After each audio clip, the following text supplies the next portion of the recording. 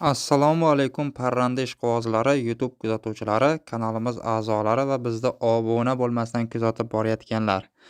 Bugun sizlar uchun ko'p sonli muxlislarimizning talablariga binoan Adler tovuqlarini kelib chiqishi va bu haqida ma'lumotlarni sizlarga taqdim etamiz. Videomizdagi ma'lumotlar sizlarga yoqsa bir dona like bosib, kanalimizda yangi bo'lsangiz albatta kanalimizga obuna bo'lib qo'yishingizni so'rab qolgan bo'lardik. Sizlarni ko'p kutirmagan holda biz videoni boshladik.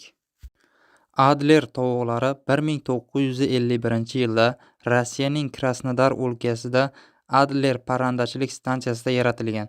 Bu zotni yaratishda bir nechta tovuq zotlaridan, ya'ni Mayflower, Yurlov ovozli tovuqlari, Oq Rus, New Hampshire va Rhode Island zotlari ishtirok etgan. Maqsad yuqori mahsuldor va har xil sharoitlarda boqish uchun mos universal zotni yaratish bo'lgan. Adler zotining fiziologik xususiyatlari: tovuqlar ixcham, mushaklari yaxshi rivojlangan, ko'krak qafasi keng, orqa qismi uzunroq. Bu ularning mustahkamligini ta'minlaydi. Bo'ynida qora chiziqlari bilan bezalgan oq patlari zotni o'ziga xosligini belgilaydi va marjon ko'rinishida ko'rinadi. Rang-barangligi asosan oq va kulrang aralashgan ranglarga ega. Tovuqlari tez o'sadi va bu ularni go'shtga ishlov berish uchun ham mosligini anglatadi. Boquv sharoitiga qarab turib 2-3 oylikda bu zotlar 1,5 va 2 kilogramm atrofida vazn yig'a oladi. Ishlab chiqarish xususiyatlari, ya'ni tuxumchilik va go'shtchilikda. Tuxum hosildorligi: Adler tovuqlari 6-7 oylikda tuxum qo'yishni boshlaydi. Tuxumlari katta va kichik qobiq bilan qoplangan, bu ularni uzoq muddat saqlashni osonlashtiradi. Tuxum berish surati ayniqsa dastlabki 2 va 3 yil yaxshi davom etadi. Go'shtini sifati: Adler tovuqlari go'shti yumshoq va mazali. Go'shtining yog' miqdori nisbatan past bo'lib, bu ularni sog'lom oziq-ovqat tanlovini ko'rsatib beradi. Parvarish sharoitlari, ya'ni birinchi joylashuv. Adler tovuqlari katta qafas yoki ochiq yaylovlarda ham yaxshi boqiladi, ya'ni o'sib boradi. Ularning mustahkam immuniteti tufayli ular ko'p kasalliklarga chidamli, lekin sanitariya talablariga rioya qilish zarur.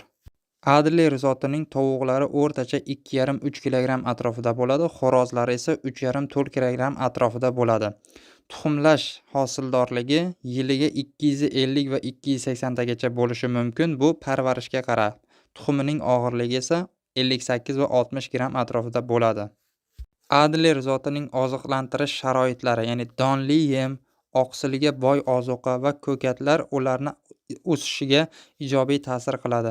Mineral qo'shimchalar, masalan, bor, qobiq kukuni, tuxum qobig'ining mustahkamligi uchun kerak bo'ladi. Qish sharoitlarida parvarishlash qanday bo'ladi degan savolga javob berib o'tamiz.